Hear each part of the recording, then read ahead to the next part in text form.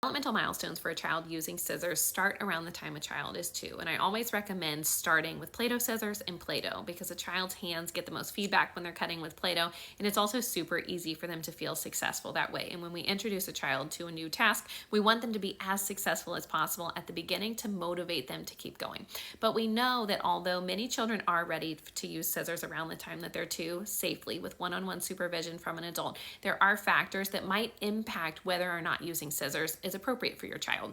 Firstly, around the time that a child is 2, we expect to see a decrease in them mouthing items. But if you're practicing with scissors and Play-Doh and you're really struggling to keep the Play-Doh out of your child's mouth, then you might want to give it another month or 2 before you introduce it again. We also want to think about where your child is cognitively. Around 2, we expect a child to be able to follow 2-step directions, something like go get that item and bring it to me. If your child's not able to follow simple directions, then it might not be the best time to introduce them to scissors. We also want to consider if your child has unpredictable movements that might make scissor use unsafe. Many children who are autistic do follow the typical developmental progression of scissor skills, and some don't, depending on their unique needs. That being said, even if you decide that scissor practice is not an appropriate fit for your child right now, fine motor practice is still important for all children, and there might be some ideas in my fine motor playlist that can help you.